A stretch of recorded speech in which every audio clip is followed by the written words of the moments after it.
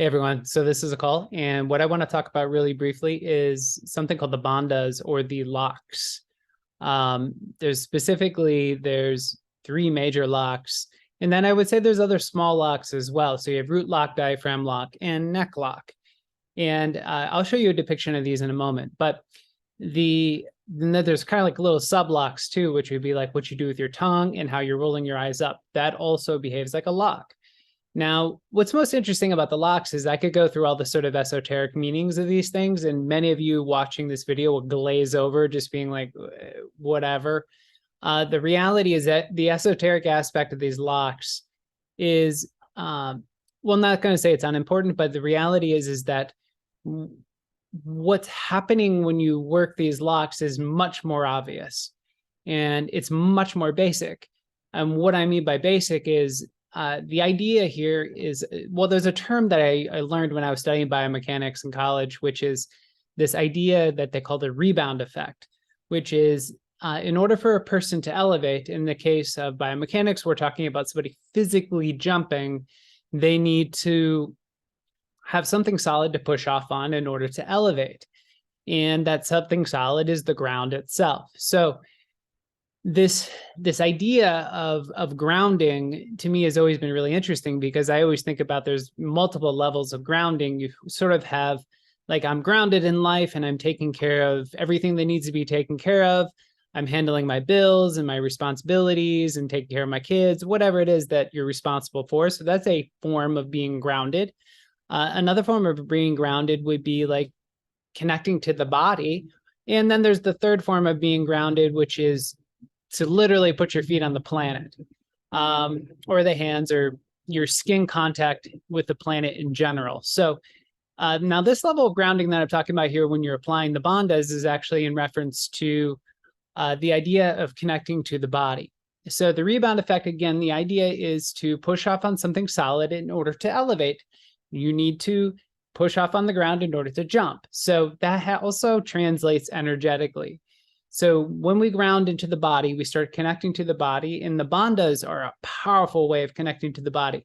If you are not doing the bandhas and you have an interest in yoga and all this other thing, this is the next step you need to take. And the reason is that, again, this is internal hydraulics. Two things are happening simultaneously. As you reach down into the body to learn to contract and relax these various parts of the body, what ends up happening is that the energy will then start to ascend. Let me go ahead and show you an illustration. You can forgive me for a moment. I have to switch to screen share. All right, so hopefully you can see the screen. What I have depicted on the screen here is well, it says Mula Bandha, Uddiyana Bandha, and Jalan. I always mispronounce this one. It looks like Jalandhara Bandha. Neck lock, we'll call that neck lock. Okay, so root lock, neck lock, or root lock, diaphragm lock, neck lock. Okay, so you can see the little depiction of the man here. What this guy is doing, he has his shoulders hiked up. He's pulling root lock or contracting his root. And when you're pulling root lock, you're contracting the anus, the perineum, the genitals, and pulling in the belt line. And this is going to pressurize air outward. And then he's creating a vacuum inside his diaphragm. And so, well, he's creating a vacuum with the diaphragm, essentially. So all the air gets exhaled out, and you create this vacuum or creating a suction up under the ribs. Now, something that's often overlooked when you're working with the bandhas is what's going on at the shoulders. So you'll notice in this is why I chose this picture. I saw a number of pictures online. And I was physically going to do this, but my space is really cold right now, so I'm not taking off my shirt. But what this picture is depicting is the man's shoulders are hiked upward. The reason that they're hiked upward is this elevates the shoulder blades up off the kidneys, elevates a lot of the musculature up off the kidneys, rather. So this also starts to liberate the flow of energy upward. So hopefully you can see what's going on here. So you're consciously engaging the physical body, you're engaging the root, you're engaging the solar plexus, you're engaging the shoulders, the shoulder blades, you're engaging the neck. What he's doing with a neck lock here, another way you should say neck lock is lifting the clavicle, because you're actually picking up your clavicle and tucking the chin. So again, what we're doing here is we're straightening the spine.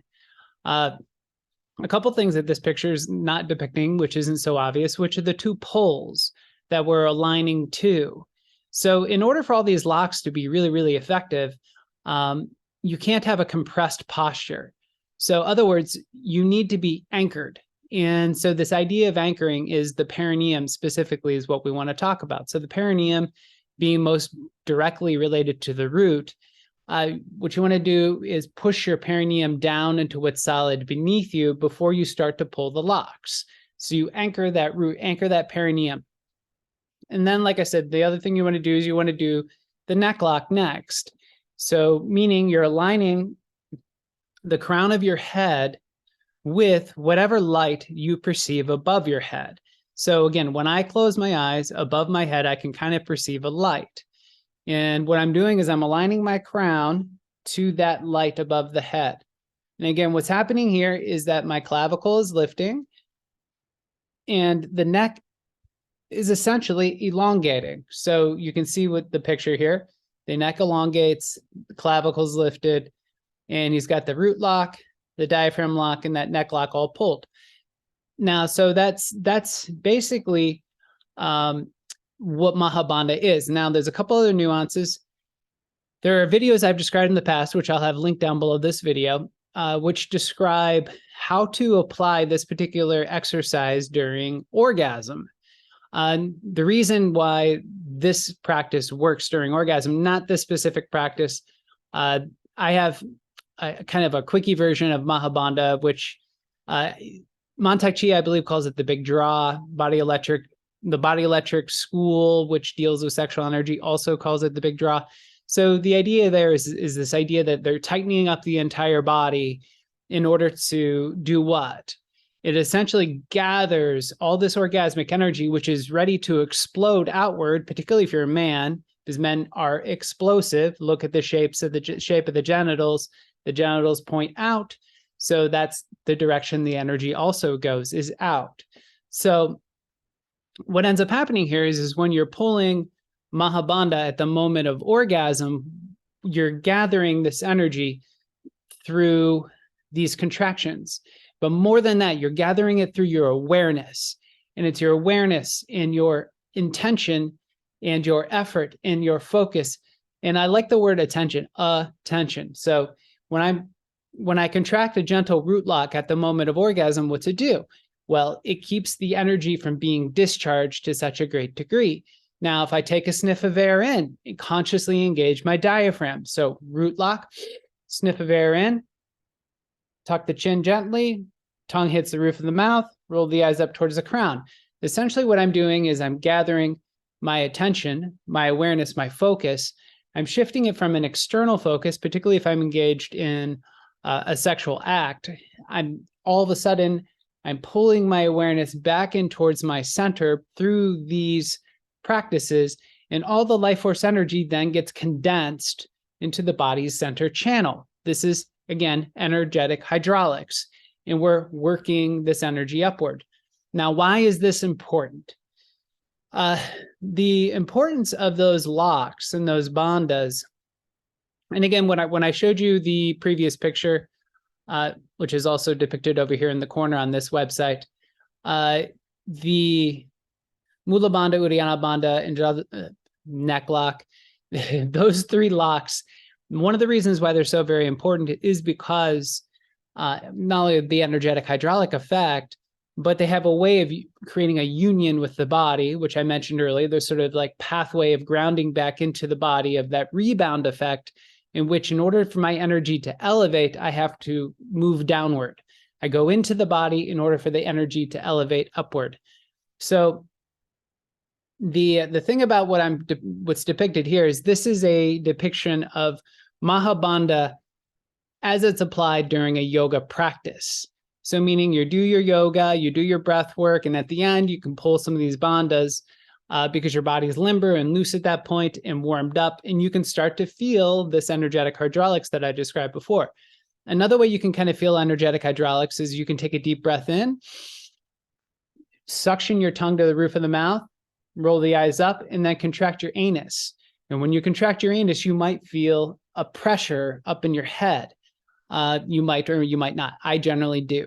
So that's like when I'm talking about energy, it's really important that people understand clearly what is meant by energy. Energy can be experienced as heat, tingling sensations. It could be experienced as pressure. It can be experienced as spinning sensations.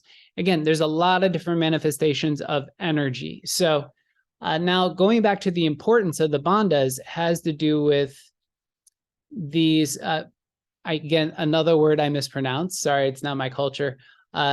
Granthi, I believe, Granthi, a knot. Those are yogic knots. You have the Brahma, Vishnu, Rudra, Granthis, or knots. Now, these knots, essentially what they do is we basically continue to feel separate. They create separations or sort of partitions within the body. And a good example of a partition is the sense that sexual energy somehow feels separate from the rest of who we are, or our intellect somehow feels separate from the rest of who we are. Now, it is a truth that the mind generally exists in the sort of etheric realms, or it is more airy and sort of disconnected from the body in a way. It exists more sort of in the field than it does within the physical body. So that sort of union, which is the core or the essence of yoga and tantra, this occurs through, again, this sort of same seduction pathway where Shiva, the intellect, is seducing Shakti, the energy, up the spinal cord. Now that to me is like really, really, really interesting, because these knots, these yogic knots, essentially work to restrict the flow of energy upward. And you see this picture has a nice depiction of the spinal cord and all the organs that are associated with the spinal cord. So a lot of the shunting of these things, a lot of the shunting of the energies in the body, what I mean by shunting is, let's say, digestion. So when you eat food, it actually requires energy to get the energy out of the food, right? So this, in a way, is inefficient. It is inefficient, and it will shunt energy towards digestion away from the body's center channel, away from this ascending energy. And it's the same thing with sexual energy, which is one of the reasons why sexual energy is so incredibly important. I talk about it so much is because sexual energy, that discharge that happens, particularly for men upon ejaculation, essentially, la petite mort, a little death. It's because energy is lost, it's discharged, and it requires a certain amount of buildup before that pressure can then start to ascend up the spinal cord once again. Now, the one thing I'll say is that this discharge doesn't always have to be draining. As I described earlier, the application of my version of mahabanda, which again is just pulling root lock, taking a sniff of air in, tongue at the roof of mouth, roll the eyes up towards the brow point or the crown of the head at the moment of orgasm. And what ends up happening then is that this will reduce the energy loss, and it also starts to direct the energy again more towards the body center channel and upward. So these yogic knots end up restricting the flow of energy through various ways. And it brings up an idea, to at least in my head, of this idea of Jacob's ladder in the Bible. So I don't know a lot of details about Jacob's ladder, but fundamentally, I think I understand it pretty well. So Jacob's ladder could be viewed as the spinal cord. It also could be viewed as the chakra system in the body. And each one of these chakras has trials. It has, and what I mean by trials is challenges. So there are challenges that the individual has to go through in order to master each one of these chakras, in order to ascend Jacob's ladder towards heaven. Now, heaven is the higher centers, right? So this concept holds true once again with these knots. So the application of these bandhas corresponds to the breaking of these knots. One of the most difficult ones that I've experienced is the sort of connecting, again, this is personal, my will, so my efforts in life, with my navigation, which is my heart. So for me, Uddiyana Bandha, that sort of diaphragm lock, has always been incredibly challenging. I felt always rather disconnected from my will, my drive, my sort of, I guess, my work ethic in life, et cetera, et cetera. So these locks, like I said, as you apply the locks, you start to break these knots. And obviously, a whole yoga practice helps kind of loosen up these knots as well. Obviously, in order to progressively move up, you have to master your sexual. Well, first off, you have to connect to the root, feel grounded, feel anchored, feel secure in the body, right?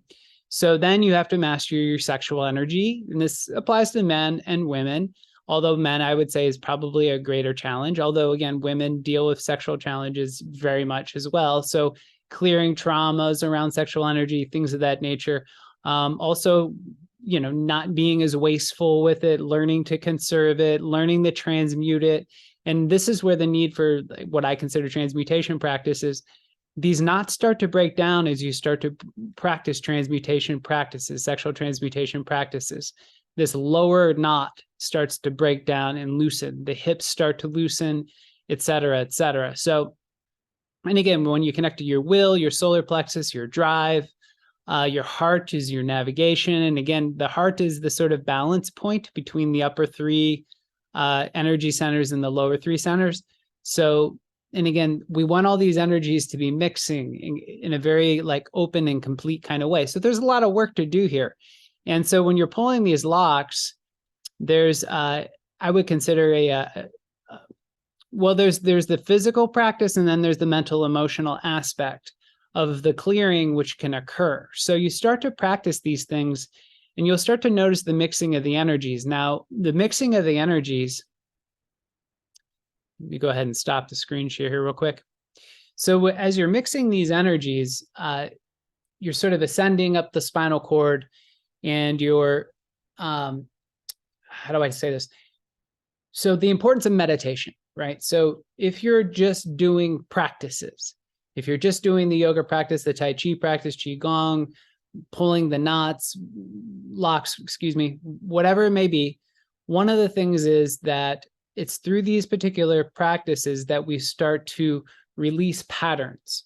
Again, keeping in mind that as within, so without, as above, so below. Basic principle here, that if you start to engage the physical body, and as you start to engage the physical body, you're engaging the nervous system. And then the nervous system also has an energetic sort of expression.